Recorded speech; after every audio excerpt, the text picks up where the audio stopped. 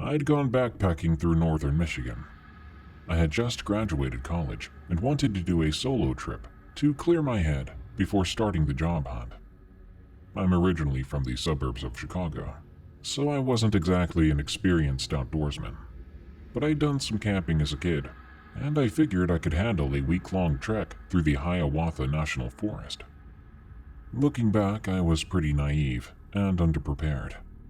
I had decent gear, a good backpack, tent, sleeping bag, etc., but I had never really done any serious backcountry hiking before.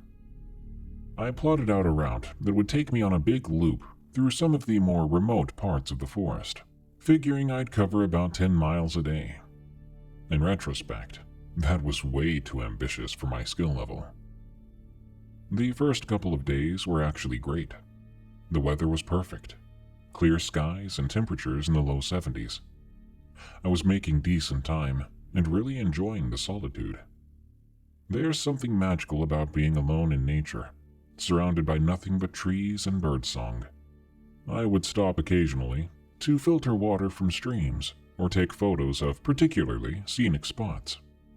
At night I would make camp, eat some trail mix or dehydrated meals, and I would fall asleep to the gentle rustling of leaves in the breeze. It was on the third night that things started to get weird.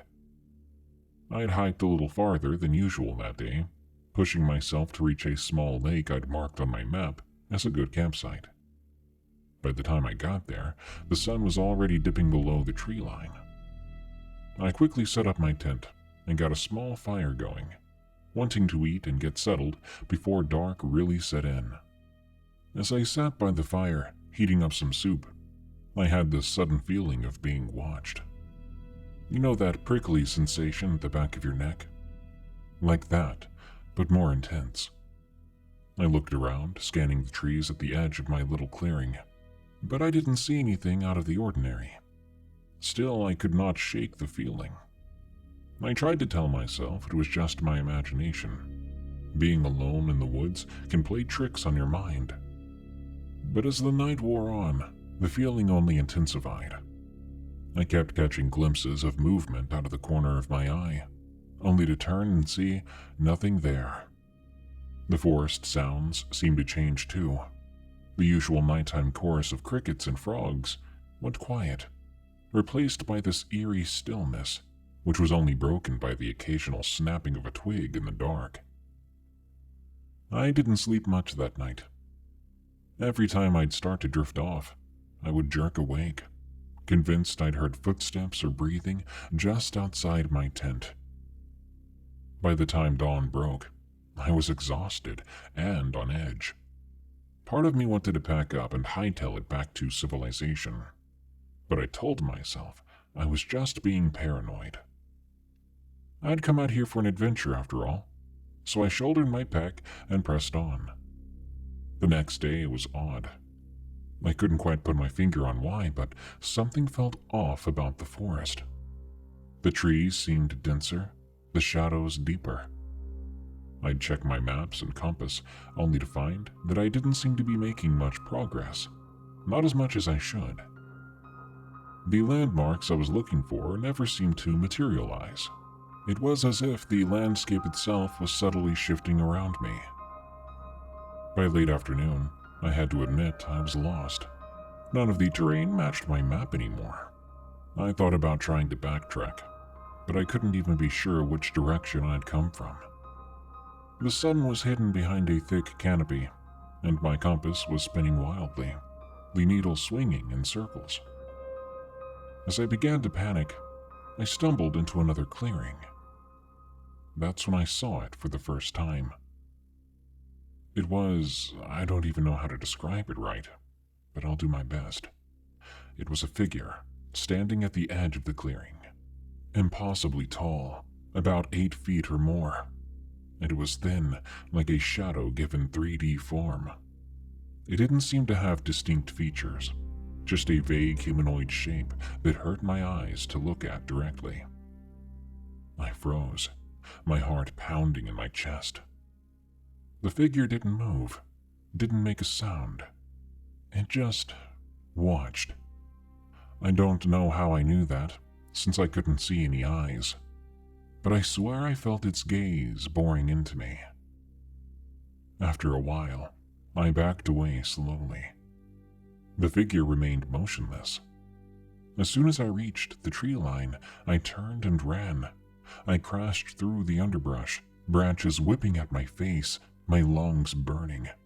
I ran until I couldn't run anymore, collapsing in a heap on the forest floor. As I lay there, gasping for breath, the shadows lengthened around me. Night was falling again, and I was nowhere near any state to make camp.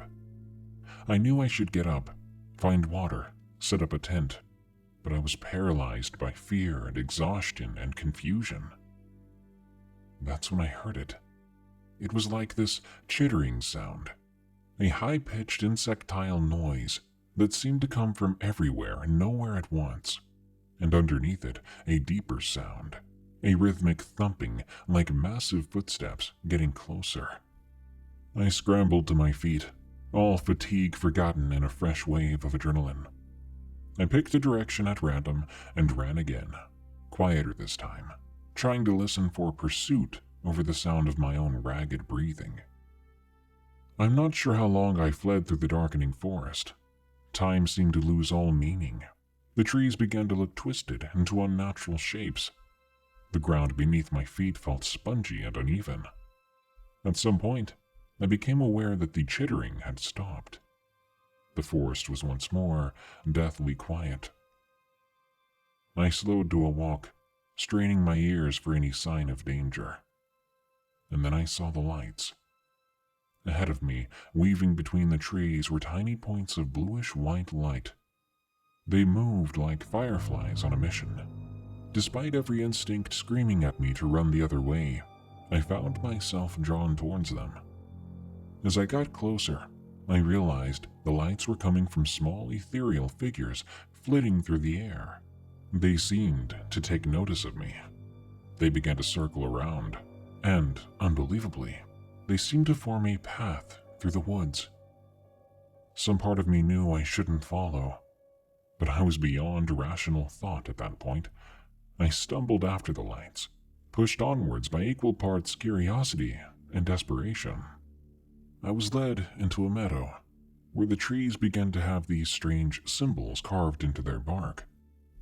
I stopped for a moment, reaching out to touch one of the symbols. As my fingers brushed the rough bark, the world seemed to shift, or maybe I just blacked out. The next thing I remember was opening my eyes, and the lights were gone, and everything felt, well, normal again. In fact, my surroundings had changed. In the distance I saw lights, different lights. These were man-made, the outskirts of a small town that was not there before. I made my way there in a hurry, finding the nearest street. People were looking at me strangely. I'm assuming my appearance didn't help. I had to have been filthy and scratched up and wild-eyed. I found a convenience store and went inside. I went right up to the counter and asked, "Excuse me." My voice sounded hoarse. "Can you tell me where I am?" He gave me the name of a town I'd never heard of, an estate hundreds of miles from where I'd started my hike. "What day is it?" I asked. I dreaded the answer. When he told me, my knees felt weak. Somehow, impossibly, over 2 weeks had passed since I'd entered that forest. 2 weeks that I had no memory of.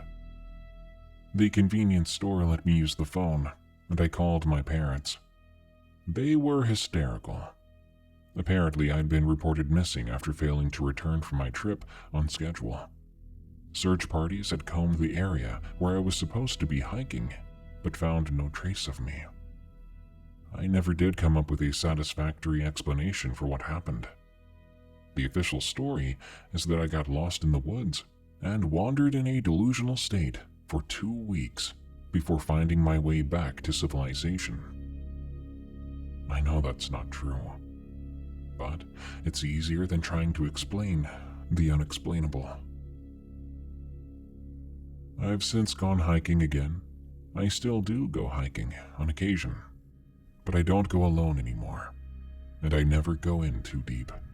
Nowadays, no matter what I do, it feels like I'm always catching a glimpse of something out of the corner of my eye, something darting between the trees, and I wonder if that's PTSD from my experience.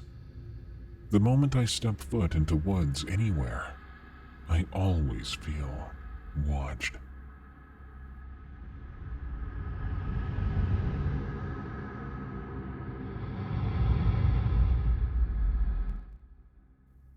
Let me tell you about the weirdest crap that happened to me while backpacking.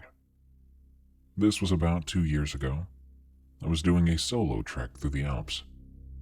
I was halfway through a 3-week hike across the French and Swiss Alps. I had done my research, had all the right gear, even splurged on one of those fancy satellite phones in case things went horribly wrong. Fat lot of good that did me though, but we'll get to that. It was day 10, I think. I had just crossed over into Switzerland, planning to spend the night at this little mountain hut I'd read about online. The weather had been absolute crap all day. Pouring rain, wind that nearly knocked me on my butt more than once. By the time I spotted the hut, I was soaked through and freezing my naggers off. But here's the thing. When I got to the hut, it was already occupied. There was this old bloke sitting by the fire, pipe in hand, looking for all the world like he had stepped out of the 19th century. Wool trousers, suspenders, the works. I figured he was some kind of historical reenactor or something. He didn't seem surprised to see me. He just nodded and gestured for me to come in. I was too knackered to question it, just grateful to be out of the rain. We got to chatting as I dried off. His name was Klaus, he said, and he'd been waiting for someone to pass through. A bit odd, that, but I didn't think much of it just yet. As night fell, the storm outside got worse. Wind howled like a banshee. Rain lashed against the windows. That's when Klaus started to tell stories. Old alpine legends, he said. Tales of creatures that lived in the mountains, things that were neither man nor beast. I'm not one for ghost stories, usually, but truth be told, there was something about the way he told them. It was like he wasn't just reciting the stories, but remembering things he had personally seen. His eyes would go all distant, and his voice would drop to this intense whisper. Proper creepy it was. One story in particular stuck with me. He talked about echo spirits, beings that lived in the valleys and in caves, feeding off the echoes of human voices. According to Klaus, they could mimic any sound perfectly, luring unwary travelers to their doom. But how do you know if it's a real echo or a spirit? I asked, half joking. Klaus just looked at me, dead serious, and said, "When the echo calls your name, lad, that's when you run." I laughed it off, of course. Tried to, anyway. But as the night wore on, I couldn't shake this weird feeling. Every crack of thunder, every howl of wind seemed to be saying something. I must have dozed off eventually. The next thing I knew, I was waking up to silence. The storm had finally passed, and early morning light was streaming through the windows. But Klaus, he was gone. No sign that he'd ever even been there. Not even an indent in the chair where he'd sat all night. I told myself maybe I dreamt the whole thing. Altitude sickness or something like that. Stuff can play tricks on your mind. I packed up my gear and set out, keen to make up for lost time. The day was clear and bright, a welcomed change from yesterday's downpour. I made good progress, following the trail up towards the next pass.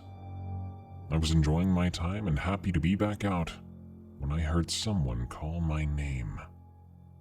It echoed across the valley. I froze. It had to be my imagination, right? But then it came again, much clearer. It was my name. and it sounded like it was Klaus's voice. To me, it seemed to be coming from a cave opening just off the trail. Every instinct told me to run, but curiosity got the better of me. I edged closer to the cave, calling out a tentative, "Hello?" The echo that came back was not my voice. It was calling my name, but subtly. It sounded like it had an undertone of a dozen other voices. This hit a nerve, a deep, ingrained instinct that sent me running. I couldn't even think about it. I just turned and bolted back down the trail. But the worst part? The moment I ran, I began to hear rapid footsteps behind me. No, not footsteps. It was like a wave of sound that seemed to bounce off every rock and tree. It had followed me. I ran until my legs felt like lead, but I didn't dare stop, not even then. Every time I slowed down, I would hear someone calling my name again, closer than before, mixed with snatches of different voices, sometimes even different languages. Eventually, I finally lost them or it, whatever it was, when I hit a river. I waded across, the freezing water shocking me back to my senses. When I made it to the other side, the echoes had faded. I made it to the nearest town in record time, abandoning the rest of my trek. I told everyone I'd gotten spooked out by the storm, and decided that the whole solo hiking thing was not for me after all. I couldn't exactly tell them the truth though, could I? They'd have thought I was around the bloody bend. I've done some digging since then, trying to make sense of what happened. Found some old folklore about alpine spirits, which prey on lone travelers. Even found a forum post or two of other hikers who'd experienced similar things. Nothing conclusive, mind you, but enough to make me wonder. These days, I stick to group hikes in well-populated areas, and I will never ever answer if I hear my name on the wind again.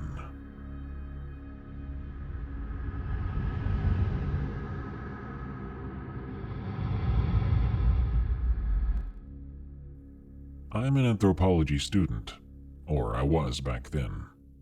I had this brilliant idea to spend a summer exploring some of the more off-the-beaten-path areas I could find, looking for remnants of old folklore and traditions. A romantic notion, right? A young American girl wandering through the countryside collecting quaint stories from picturesque villages. Yeah. I'd been making my way through Romania for about 2 weeks. It was late June, hot as heck during the day, but the nights could still get pretty chilly. I'd just left Brasov and was heading towards some smaller villages in the Carpathian Mountains. My plan was to spend a few days in each place, talk to the locals, maybe record some of their stories if they'd let me. The trouble started in this tiny village. I won't say the name of it out of respect for the people there. It was the kind of place, though, that probably hadn't changed much in the last century. No more than a few dozen houses, a small church, and a single store that seemed to sell everything from bread to farm tools. The locals were polite but reserved, eyeing me with a mix of curiosity and wariness. I managed to rent a room in one of the houses on the outskirts of the village. The old woman who owned it didn't speak much English, but between my broken Romanian and a lot of gesturing, we worked it out.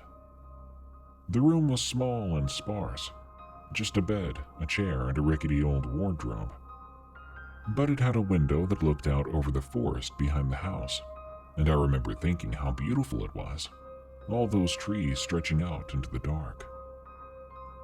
That very first night, I was awakened by a sound. It was faint, but definitely there, like nails gently scraping against glass. I sat up, heart pounding, and looked at the window. For a split second, I thought I saw something. A face, maybe? But pale, too pale, with eyes that reflected the moonlight like a cat's. I blinked, and it was gone. I told myself it was just a dream, or maybe an owl or some other nocturnal animal, Even so, I didn't sleep much after that. The following day, I tried to ask the locals about folklore relating to creatures of the forest. Most of them clammed up as soon as I broached the subject. But one old man, after a few glasses of homemade plum brandy, started to tell me about the strigoi. Now, I'd read about strigoi in my research. They're a kind of Romanian vampire ghost hybrid, spirits of the dead that can become corporeal. But the way this old man talked about them, he wasn't really recounting a fairy tale. There was real fear in his voice. He told me that strigoi were drawn to the living, especially outsiders, that they would watch from the forest, waiting for an invitation to enter someone's home. "They cannot come in unless invited," he said, tapping the side of his nose knowingly. "But they are clever. They can trick you." I nodded and thanked him for the story. I went back to my room and laughed it off. But that night, the scratching came again. This time I was sure that I wasn't dreaming. It was real, and it was coming from the window. I didn't look. I couldn't bring myself to. I just lay there, frozen, listening to that gentle scraping sound. It went on for what felt like hours, and all the while, I had this overwhelming feeling of being watched. And not just watched, studied. Like whatever was out there was trying to figure out how to get into me. Just before dawn, I heard a voice. Soft, barely a whisper, but clear as day. "Let me in. I'm so cold out here." I'd like to say I was brave, that I got up, threw open the curtains, and confronted whatever was out there. But the truth is, I was terrified. I buried my head under the pillow and prayed for morning to come.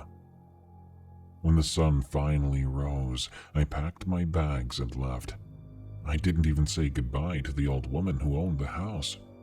I just left some money on the table and practically ran to the nearest bus stop.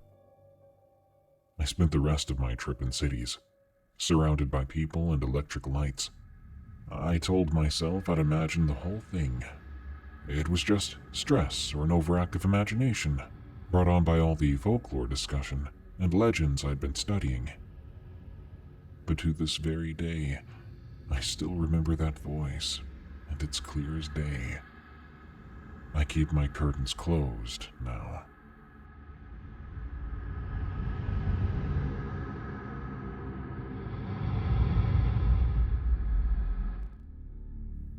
I was about halfway through my trek along the Great Divide Trail in the Canadian Rockies. It was late August. The plan was to hike the whole thing, from Waterton Lakes National Park all the way up to Kokwa Provincial Park. It was a trip I'd been dreaming about for years. I'm from Vancouver, but I'd never really explored much of the wilderness in my own backyard. Always too busy with work and life and all that. But I'd finally saved up enough vacation time and money to take a couple months off and just disappear into the mountains. That particular day had been rough. I'd been pushing myself hard, trying to make up for lost time after waiting out a nasty storm a few days back.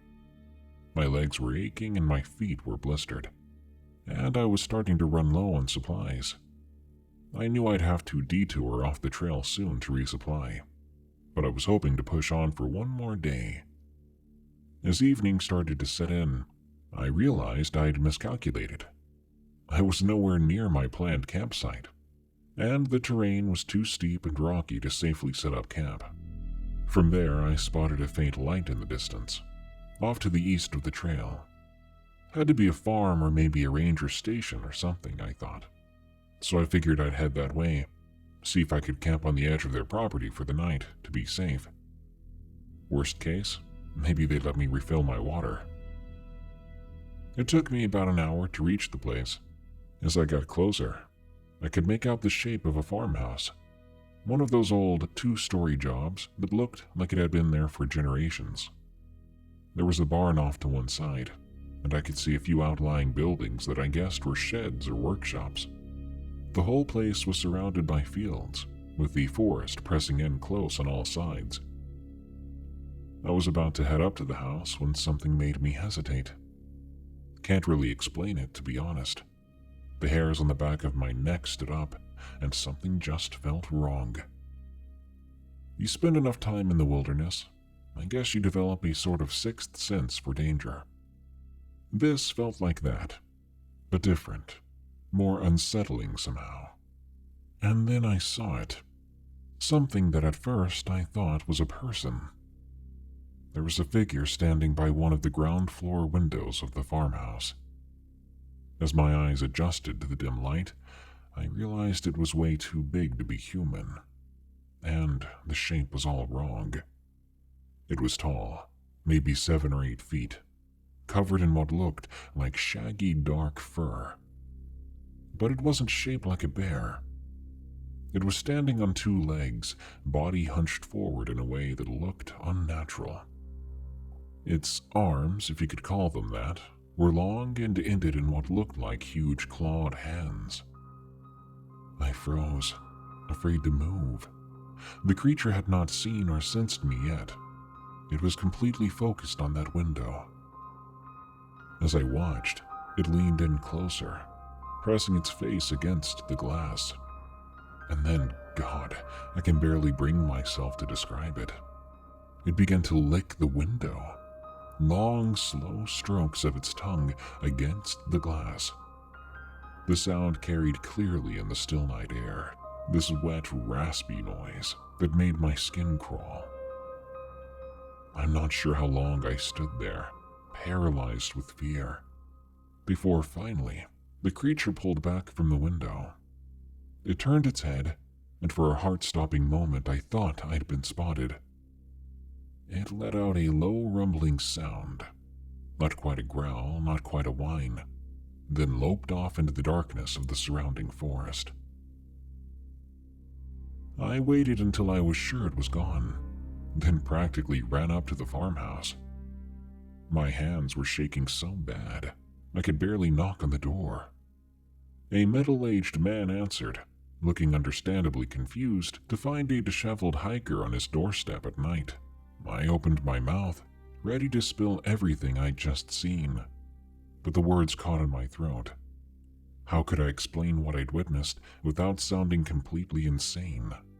Instead, I forced a sheepish smile and said, "I'm so sorry to bother you this late. I was hiking out here and I got myself completely turned around.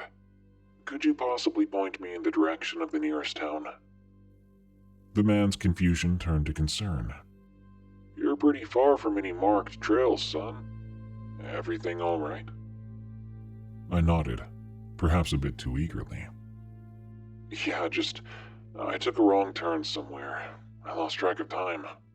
He studied me for a moment, then glanced over his shoulder into the house. "Look, it's pitch black out there, and the terrain's treacherous if you don't know it. Why don't you come in for a bit? My wife just put on some coffee." I hesitated. Part of me wanted to leave, to put as much distance between myself and this place as possible. But another part, well, I couldn't just leave without saying something, could I? And I really did need to get my bearings. "That's really kind of you. Thank you," I said, stepping inside. The warmth hit me immediately, making me realize how cold I'd been. The man introduced himself as John. He led me to a cozy kitchen where his wife, Sarah, was indeed brewing some coffee. She gave me a warm smile and set about pouring me a cup. As I sat there, hands wrapped around the steaming mug, I wrestled with what to say. I couldn't tell them the exact truth, but I couldn't say nothing either. Actually, I saw something before I came to your door," I started, my heart pounding. "I'm not sure how to say this, but, well, I think I saw a strange man peering through one of your ground floor windows." John and Sarah exchanged a look. It wasn't the reaction I expected, not shock or fear, but more like resignation, Which window? John asked, his voice low.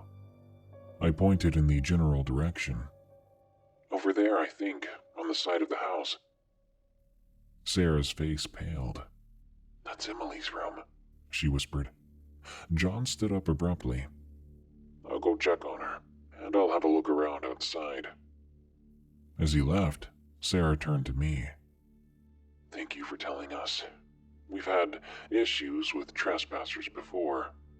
Not sure why, but this area attracts all sorts of strange folk. I nodded, not trusting myself to speak, and now wondering if I counted as one of those strange folk. I wanted to say more to her, to warn her about what I'd really seen, but I just couldn't. John came back a few minutes later. Emily's fine, he said to Sarah. Sleeping soundly. Didn't see anyone outside, but I'll do a more thorough check in the morning. They offered to let me sleep in the spare bedroom. It was next to their bedroom, so they could keep an eye on me, and John agreed to stay up anyway, in case that man came back, but also probably because he wanted to keep an eye on me too. I gratefully accepted the offer, but truthfully I spent most of the night staying up and talking to John, discussing goings-on in the woods, what he does for a living, how life was out on the farm. In the morning, John gave me directions to the nearest town, where I could resupply. I thanked them for their hospitality and set off, glad to put some distance between myself and whatever I'd seen the night before.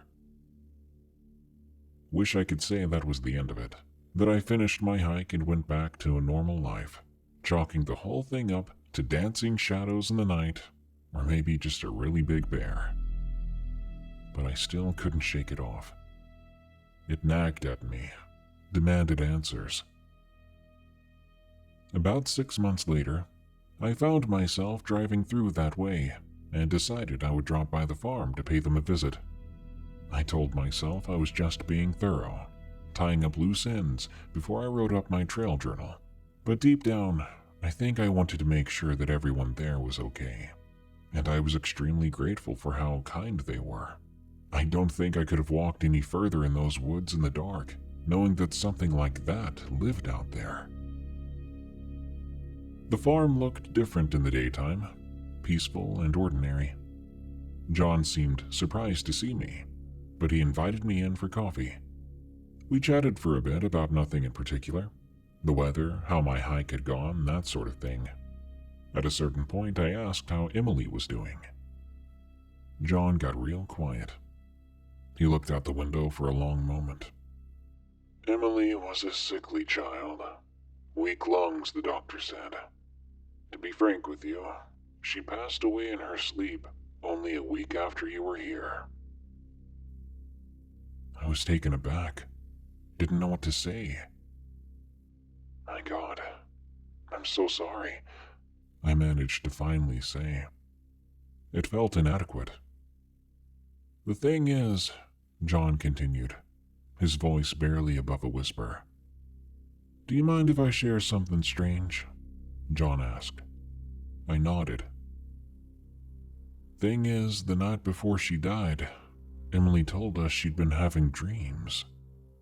Said there was a big dog that would come to her window at night. Said it would lick the glass and tell her not to be afraid. I only want to bring it up because it reminds me of the man you saw at her window that night. I felt the hairs on my arms stand up. John continued. She said it spoke to her in her dreams, told her it would take her somewhere she wouldn't be sick anymore. He looked at me, his eyes starting to shine with unshed tears. Been wondering if it was the fever talking. I think about it a lot lately, that maybe these dreams she had helped her to pass on. We sat in silence for a long while after that. What could I even say? Eventually I made my excuses, thanked him profusely again for the coffee and for the kindness his family showed me that night, then left. As I drove away, I couldn't shake the image of that creature at the window. Had it really been there for Emily, despite how disturbing it looked? Was it some kind of spirit guide? Or was it something darker? Something that caused the girl to die? I've turned it over in my mind 1,000 times since then, and I still don't know. But I've had plenty of nightmares about it ever since. I'm asking anyone and everyone who hears this story or reads it, what do you think it could have been? A benign creature or spirit trying to help the little girl, knowing that she was about to pass? Or some sort of evil monster that cursed the girl to die?